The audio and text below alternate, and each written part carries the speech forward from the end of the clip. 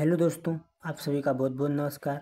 अपने छोटे से परिवार एसके स्टडी पर स्वागत करता हूं और आशा करता हूं कि आप अच्छे होंगे और आपकी तैयारी भी अच्छी चल रही होगी। जैसा कि आप सभी लोग जानते हैं कि यूपी पुलिस कांस्टेबल के लिए एक सटीक पहली क्लास मैंने कल कराई थी, जो इम्पोर्टेंट आर्टिकल से आज दूसरी क्लास होगी। यानी ये दो क्लासों में आपको एक नंबर निश्चित है, ठीक है। तो आप अपनी तैयारी में कंटिन्यू बनाए रखें, आपका सिलेक्शन कंटिन्यूटी पर निर्भर करेगा। और देखिए बच्चे दोस्तों, देखिए अगर आपका सिलेक्शन निर्भर किस पर करेगा कि इस बार आप सीरियस कितना हैं, ठीक है। क्योंकि देखिए इस बात में बता दें कुछ, इस बार जो है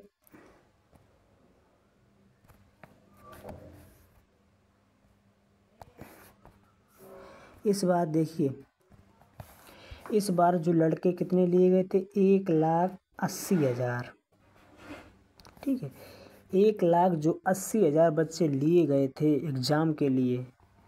ये मैं री एग्ज़ाम 60,244 पदों की बात कर रहा हूँ, ठीक है।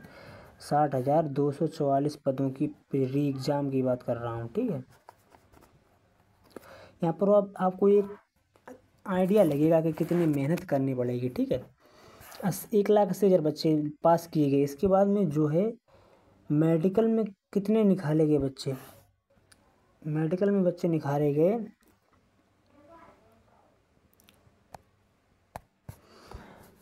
1,80,000 में केवल 60,000 लिए गए, 60,244 लिए गए। टोटल निकले 1,20,000। तो जितनी वैकेंसी आएगी ना, उससे 10 गुना बच्चा सीरियस में है, यानी तैयारी अपनी बहुत तगड़े से बना रहा है। तो अपनी तैयारी को इस प्रकार बनाएं कि उससे किस प्रकार टकरा सकें और सिलेक्शन आसानी से ले सकें। तो इसका एक ही मूल मंत्र हो कि कंटिन्यूटी बनाए रखना। कंटिन्यूटी या निरंतरता बनाए रखना, ठीक है। चलो बिना किसी देरी के अपनी वीडियो स्टार्ट करते हैं। देखिए कल हमने यहाँ तक पढ़ लिया था। इसके बाद में 143 आर्टिकल में क्या पढ़े थे आपको बताने वाला हूँ, ठीक है। अगर दोस्तों वीडियो अच्छी लगे तो प्लीज़ लाइक और शेयर और चैनल को सब्सक्राइब जरूर करना, ठीक है। आर्टिकल 143 में क्या है देखना। उच्चतम न्यायालय के परामर्श करने की राष्ट्रपति, ये क्या लिखा है, राष्ट्रपति लिखा है, ठीक है।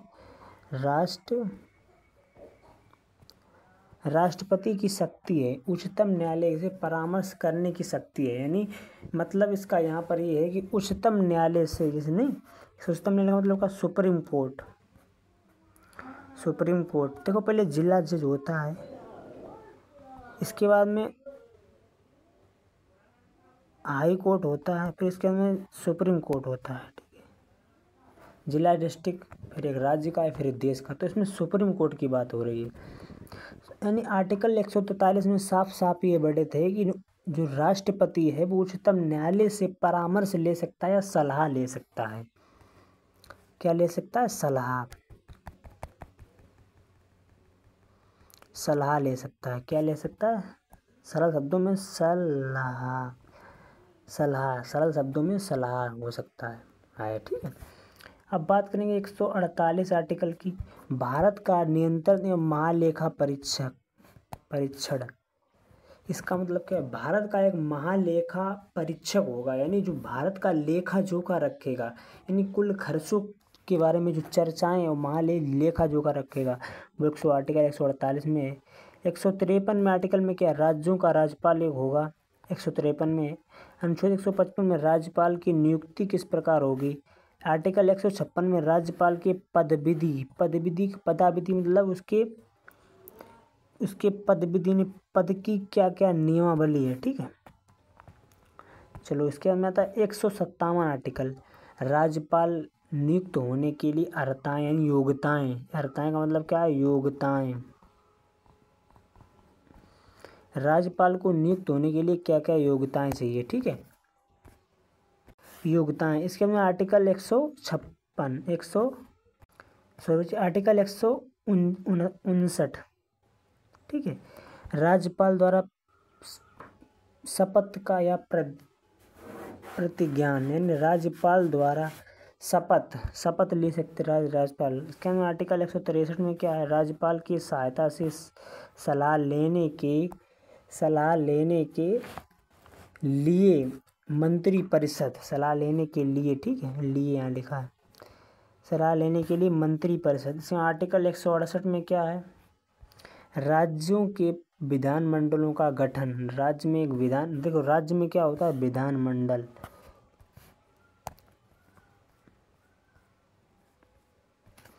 राज्यों में क्या होता है, विधानमंडल, ठीक है, राज्यों में विधानमंडल होता है, ठीक है। देखिए राज्यों में क्या होता है, विधानमंडल होता है। देखिए बता दें थोड़ा कि इसे होता है क्या, विधायिका। सरकार के अंग कितने होते हैं मालूम है, सरकार के अंग, तो सरकार के अंग क्या है लिखना, सरकार के अंग,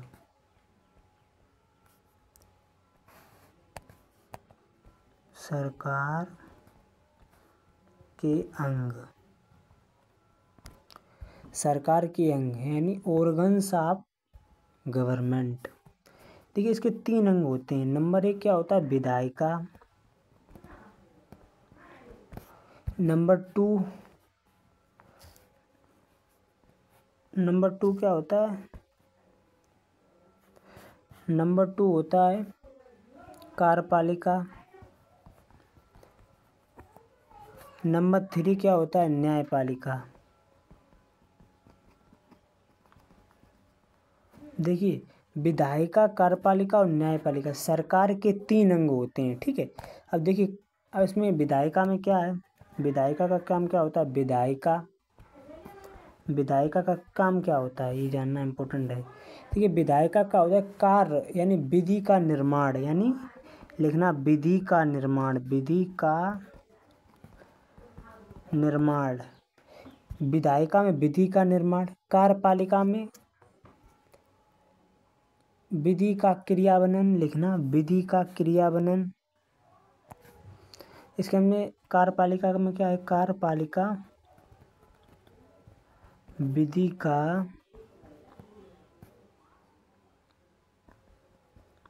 का क्रियान्वयन, लिखना क्रियान्वयन, विधि का क्रियान्वयन। देखिए बच्चे, अब इसके में आता है न्यायपालिका के क्या है, न्यायपालिका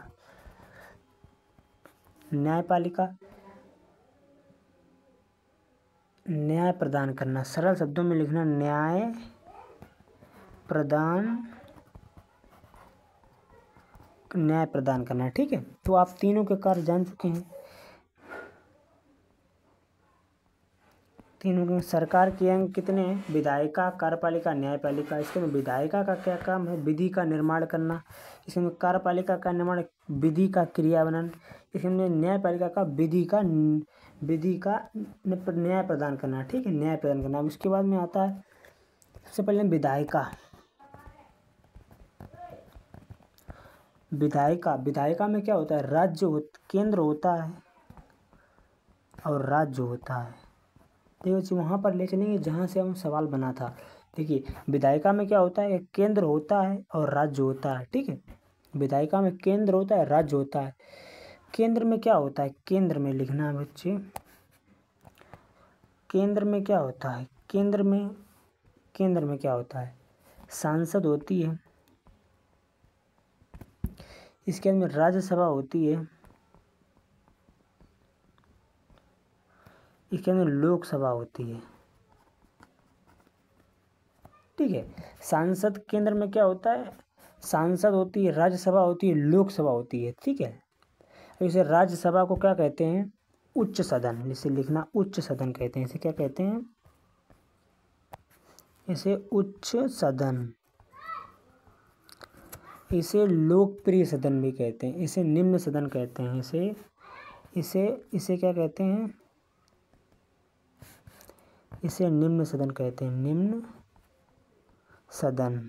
इसे लोकप्रिय सदन भी कहते हैं, लोकप्रिय सदन, ठीक है। Important question छापना।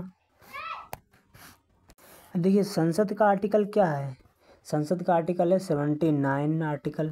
फिर राज्यसभा का 80 है, राज्यसभा का आर्टिकल 80 है। फिर इसके देखिए बता देते हैं संसद का आर्टिकल क्या है इम्पोर्टेंट, संसद का 79 है, राज्यसभा का क्या है 80 है, फिर लोकसभा का क्या है 81 है। ठीक है, चलो अगले चलते हैं। तो इसी में अब इसके वो केंद्र हो गया था, अब आता है राज्य। ठीक है, राज्य में क्या होता है, देखिए राज्य में क्या होता है, पहले होता है विधानमंडल, राज्य में क्या होता है विधानमंडल, फिर विधान परिषद,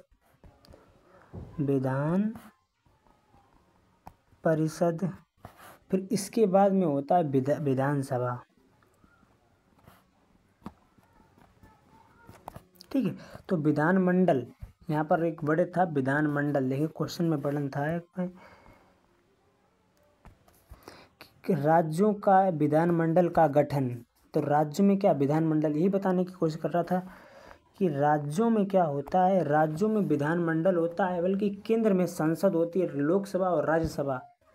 और राज्य में क्या होता है, यानी जो केंद्र सेंट्रल में क्या होता है, समझने का प्रयास करना। केंद्र में लोकसभा, राज्यसभा और राष्ट्रपति, और राज्य में क्या होता है विधानमंडल, विधान परिषद और विधानसभा। अब विधानमंडल का आर्टिकल क्या है, विधानमंडल का आर्टिकल क्या है 168,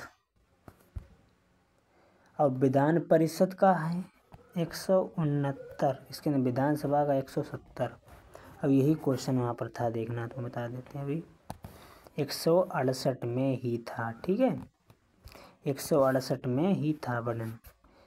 समझ में आ गया, उम्मीद करता हूँ समझ में आ गया होगा। तो क्या है 168 में क्या था, देखिए मैंने बताने की कोशिश भी की यहाँ पर। राज्यसभा जो है 168 में राज्य में विधानसभा होगी, ये वर्णन है। और आर्टिकल 168 में विधानसभा किसमें 169 में, और विधान परिषद 169 में, विधानसभा जो 170 में। आप उम्मीद करता हूँ आपको समझ में आ गया होगा। अब अगले स्लाइड की तरफ चलते हैं। 169 में क्या है, राज्य में विधान परिषद।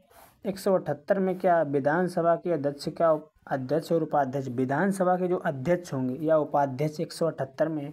आर्टिकल 182 में क्या है, विधान परिषद और राष्ट्रपति पर विधान परिषद का राष्ट्र सभापति और उपसभापति, यानी विधान परिषद में सभापति भी होगा, इसमें उपसभापति भी होगा, यानी कि इसके अब्सेंट होने पर ये कार्य संभालेगा। ठीक है, आर्टिकल 214 में राज्यों के लिए उच्चतम न्यायालय, उच्च न्यायालय, राज्य में उच्च न्यायालय होगा, ये आर्टिकल 214 में है। आर्टिकल 217 में उच्च न्यायालय के न्यायाधीश को नियुक्ति, देखिए 217 में क्या है, उच्चतम न्यायालय के न्यायाधीश की नियुक्ति और उनके पद की शर्तें, उनके पदों, ठीक है उनके पदों की शर्तें। चलो अगले सवाल की तरफ। कि आर्टिकल 233 में जिला न्यायाधीश की नियुक्ति, जिला जिसमें कहा जिला न्यायाधीश की नियुक्ति 233 में।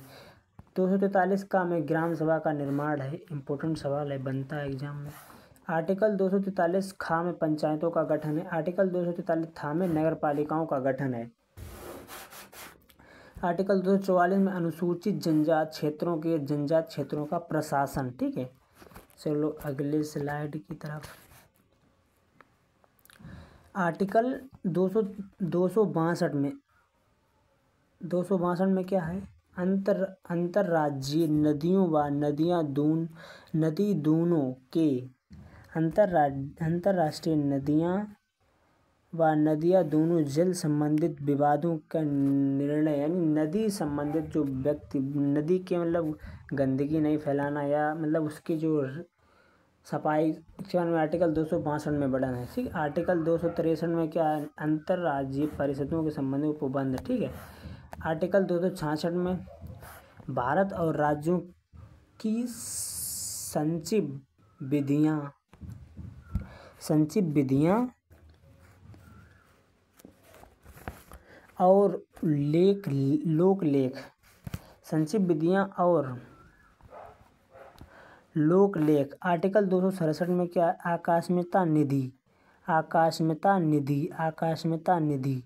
280 में वित्त आयोग, वित्त आयोग 280 में वित्त आयोग, ठीक है।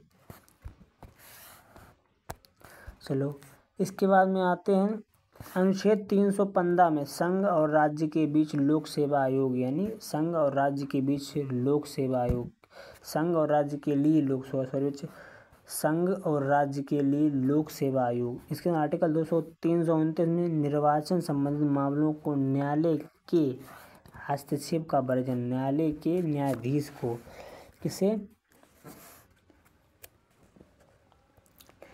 हस्तक्षेप का वर्जन। इसके में आर्टिकल 30 में क्या है? आर्टिकल 330 में लोकसभा में अनुसूचित जनजाति और अनुसूचित जाति जनजाति के लिए प्रस्तावना का आरक्षण। आर्टिकल 233 में राज्य के विधानसभाओं में अनुसूचित जातियाँ और जनजाति के लिए स्थान का आरक्षण, ठीक है। चलो अगले स्लाइड की तरफ। आर्टिकल 338 में राष्ट्रीय अनुसूचित जाति आयोग, राष्ट्रीय अनुसूचित जाति आयोग, ठीक है। इसके बाद में आर्टिकल 338 का में राष्ट्रीय अनुसूचित जाति आयोग, ये समझना। राष्ट्रीय अनुसूचित है, ये अनुसूचित जनजाति आयोग, ये जाति आयोग है, ये जनजाति आयोग है। इसके अंदर आर्टिकल 339 अनुसूचित क्षेत्रों में प्रशासन व अनुसूचित जनजाति के कल्याण के बारे में संघ का निर्माण जो है। इसके अंदर 340 आर्टिकल 340 में पिछड़े वर्गों के दिशाओं के अन्वेषण के लिए आयोग नियुक्त, अन्वेषण के लिए आयोग नियुक्त। आर्टिकल 341 में अनुसूचित जातियाँ, आर्टिकल 342 में अनुसूचित जनजातियाँ।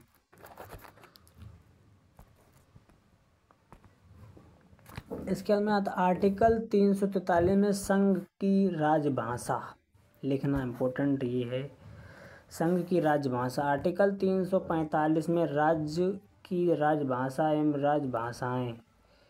इसके अंदर आर्टिकल 351 में हिंदी भाषा के विकास के लिए निर्देश। आर्टिकल 252 में आपातकाल की उद्घोषणा, आपातकाल की उद्घोषणा। आर्टिकल 356 में राज्यों में संवैधानिक तंत्र में विफल हो जाने की दिशा में उपबंध। अब इसके अंदर 360 में क्या है? 360 में वित्तीय आपात के बारे में उपबंध, वित्तीय आपात के बारे में उपबंध। आर्टिकल 368 में संविधान के संशोधन करने की शक्ति, संविधान संशोधन करने की शक्ति। देखिए जो संसद,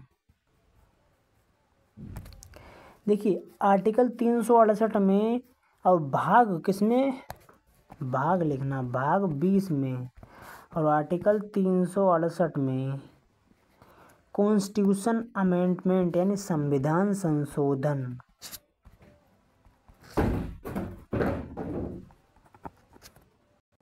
संविधान संशोधन की प्रक्रिया का वर्णन किया गया है। संविधान संशोधन का तात्पर्य क्या है? कॉन्स्टिट्यूशन अमेंडमेंट यानी जो अपने प्रेजेंट टाइम के हिसाब से या अकॉर्डिंग उसके मतलब नए नियम लागू करना ही संविधान संशोधन कहलाता है, ठीक है। संविधान संशोधन कहलाता है। जैसे अब 368 में संविधान संशोधन आर्टिकल 368 है और भाग 20 है, ठीक है। इसके अंदर 392 कठिनाइयों को दूर करने के राष्ट्रपति की शक्ति यानी कठिनाइयों को दूर करने के लिए राष्ट्रपति की शक्ति। उम्मीद करता हूँ कि समझ में आई होगी वीडियो। अगर अच्छी लगे तो प्लीज़ लाइक शेयर जरूर करना, ठीक है। और आशा करता हूँ आप अच्छे रहें और आप तैयारी में कंटिन्यूटी बनाए रखें। सिलेक्शन का एक मूल मंत्र है निरंतरता, ठीक है। कहते हैं ना कहते हैं ना कि अपनी हार का कोई बहाना मत ढूंढो, अपनी हार का कोई बहाना मत ढूंढो, अगर ढूंढना ही है तो सिर्फ कारण ढूंढो, सिर्फ कारण ढूंढो। अपनी हार का कोई बहाना मत ढूंढो, अगर ढूंढना ही है आपको तो सिर्फ कारण ढूंढो। कमेंट में ज़रूर बताना कैसी लगी लाइन। कल मिलेंगे, तब तक के लिए आप सभी के लिए बहुत प्यार। जय हिंद, जय भारत।